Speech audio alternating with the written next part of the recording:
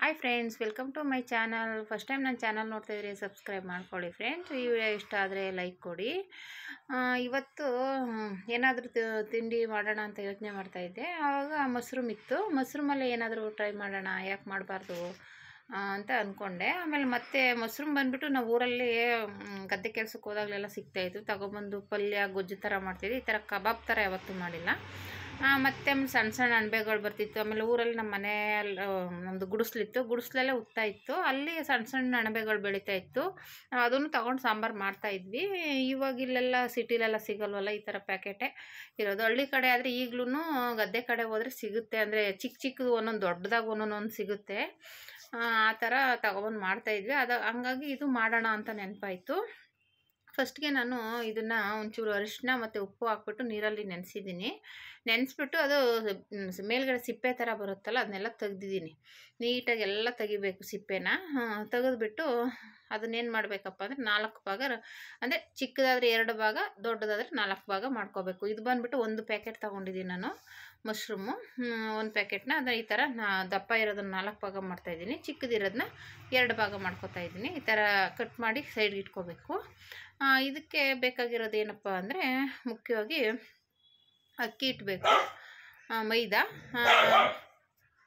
ಈ ಥರ ಕಟ್ ಮಾಡ್ಕೊಂಡಾದ್ಮೇಲೆ ಮತ್ತೆ ಒಂದು 2-3 ಸಲ ತೊಳ್ಕೊಬೇಕಾಗುತ್ತೆ. ನೀಟಾಗಿ ತೊಳ್ಕೊಂಡು ಮತ್ತೆ ನಾನು ಸ್ವಲ್ಪ ಉಪ್ಪು ಮತ್ತು ಅರಿಶಿನ ಹಾಕಿ ಬಿಸಿನೀರಲ್ಲಿ ಹಾಕ್ತೀನಿ. ಅದನ್ನು ಫಸ್ಟ್ಗೆ ಈ ಥರ ಒಂದು ಸಲ ತೊಳೆದು ಅದು ಕ್ಲೀನ್ ಆಗಬೇಕು ಅಂತ ಹೇಳ್ಬಿಟ್ಟು ಮತ್ತೆ ಇನ್ನೂ ಒಂದು 2-3 ಸಲ ನೀಟಾಗಿ ತೊಳ್ಕೊಂಡು ಆಮೇಲೆ ಮತ್ತೆ ಬಿಸಿನೀರಲ್ಲಿ ಹಾಕಿ ಅದನ್ನ ಒಂದು 5 ನಿಮಿಷ ಬಿಟ್ಟು ಮಾಡಬೇಕು.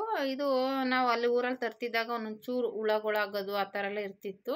ಇದೆಲ್ಲ ಫ್ರಿಜ್ಜಲ್ಲಿ ಇಟ್ಟಿರ್ತಾರಲ್ಲ, ಆ ಥರ ಎಲ್ಲ ಇರಲ್ಲ. ಹಳ್ಳಿ ಕಡೆ ಬೆಳೆದಿರೋದ್ರಿಂದ ಆವಾಗವಾಗ ಆ ಥರ ಸಿಗ್ತಾಯಿತ್ತು. ನಾವು ತಗೊಬಂದು ಈ ಥರ ಕಬಾಬ್ ಥರ ಮಾಡ್ತಿರಲಿಲ್ಲ, ಒಂದು ಸ್ವಲ್ಪ ಗೊಜ್ಜು ಥರ ಮಾಡ್ಕೊತಾ ಇದ್ವಿ. ಆವಾಗ ಹಳ್ಳಿ ಕಡೆ ಇದೆಲ್ಲ ಏನು ಗೊತ್ತಿರಲಿಲ್ವಲ್ಲ. ಮಾಮೂಲಿ ನಾವು ಸಾಂಬಾರು ಮಾಡುವಾಗ ಹೆಂಗೆ ಮಾಡ್ತೀವಿ ಹಂಗೆ ನಾವು ಸ್ವಲ್ಪ ಗೊಜ್ಜು ಥರ ಮಾಡ್ಕೊತಾ ಇದ್ವಿ. ಹಂಗಾಗಿ ನಮಗೆ ಅಣಬೆ ಅಂದರೆ ತುಂಬಾ ಇಷ್ಟ. ಆದರೆ ಇಲ್ಲೆಲ್ಲ ಸಿಟೀಲಿ ಅದೇ ಈ ಥರ ಪ್ಯಾಕೆಟ್ಗಳು ತೊಗೊಬಂದು ಮಾಡ್ಕೋಬೇಕು.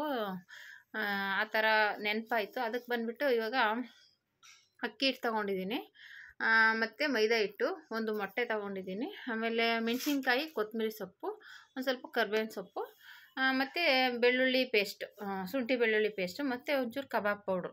ನಾವೇನು ಕಬಾಬ್ಗೆ ಹಾಕ್ತೀವಲ್ಲ ಅದನ್ನೇ ತೊಗೊಂಡಿದ್ದೀನಿ.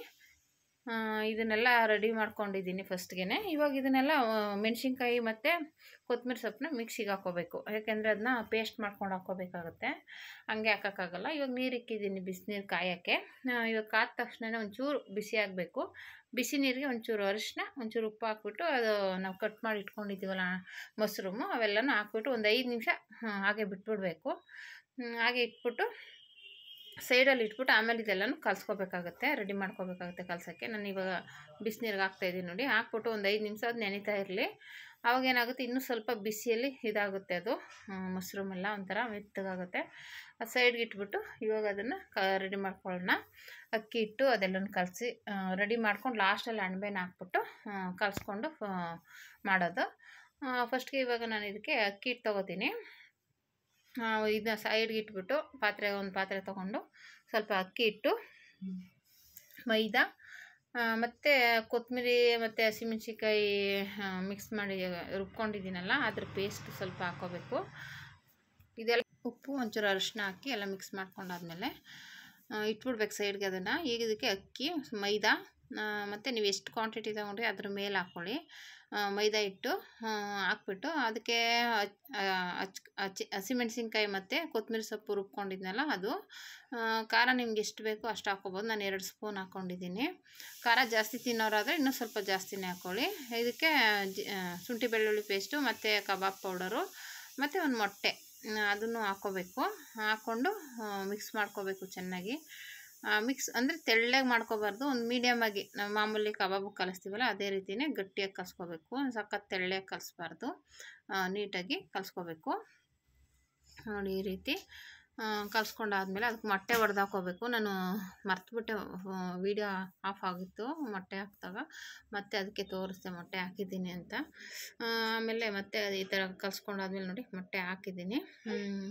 ಇವಾಗ ಇದು ಕಲಿಸ್ಕೊಂಡಾದ್ಮೇಲೆ ಈಗ ನಾವು ಆಲ್ರೆಡಿ ನಾನು ಅದನ್ನು ಸೋದಿಸಿ ಇಡಬೇಕಾಗಿತ್ತು, ನಾನು ಸೋದಿಸಲಿಲ್ಲ. ಹಾಕಿದ್ಮೇಲೆ ತೆಳ್ಳೆ ಆಗೋಯ್ತು, ಯಾಕೆ ನೀರಿನಂಶ ಇತ್ತಲ್ಲ ಅಣಬೆಲಿ, ತೆಳ್ಳೆ ಆಗೋಯ್ತು. ಅದಕ್ಕೆ ನೀವೇನು ಮಾಡಿ ಫಸ್ಟೇ ಸೋದಿಸಿ ಒಂದು ಪಾತ್ರೆಗೆ ಹಾಕಿಟ್ಕೊಳ್ಳಿ, ಅವಾಗ ನೀರಿನಂಶ ಬಿಟ್ಕೊಳ್ಳುತ್ತೆ. ಅವಾಗ ನೀವು ಅಣಬೆನೇ ಹಾಕ್ಕೊಂಡ್ರೆ ಇರುತ್ತೆ. ಇದು 5 ನಿಮಿಷ ಇಡ್ತೀವಲ್ಲ ನೆನೆಯೋಕ್ಕೆ, ಆಗೇನಾಯಿತು ಅಂದರೆ ಇದು ನಾನು ಮಾಡಬೇಕಾದ್ರೆ ನೀರು ಬಿಟ್ಕೊಂಡಿತ್ತು.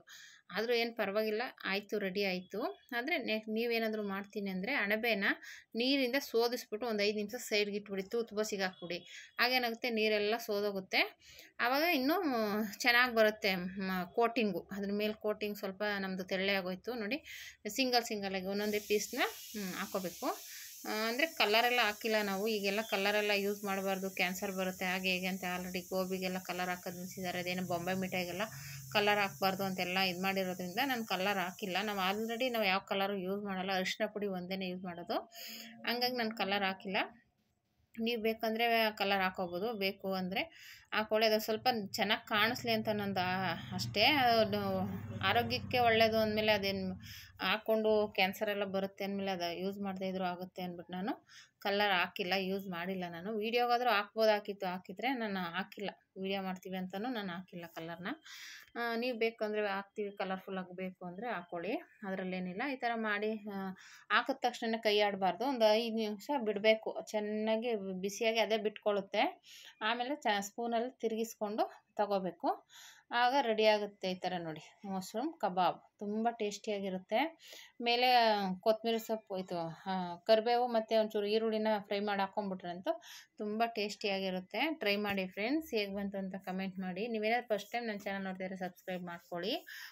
ನೋಡಿ ಇಷ್ಟು ಚೆನ್ನಾಗಿ ರೆಡಿ ಆಯಿತು ಕಬಾಬ್, ಮಶ್ರೂಮ್ ಕಬಾಬ್. ಇದನ್ನು ಸಾಸ್ ಜೊತೆ ತಿನ್ಬೋದು, ತುಂಬ ಟೇಸ್ಟಿಯಾಗಿರುತ್ತೆ ನೋಡಿ. ಈ ಥರ ಕರಿಬೇವು ಸೊಪ್ಪೆಲ್ಲನೂ ಹಾಕಿ ರೆಡಿ ಮಾಡಿದ್ದೀನಿ. Thank you for watching friends.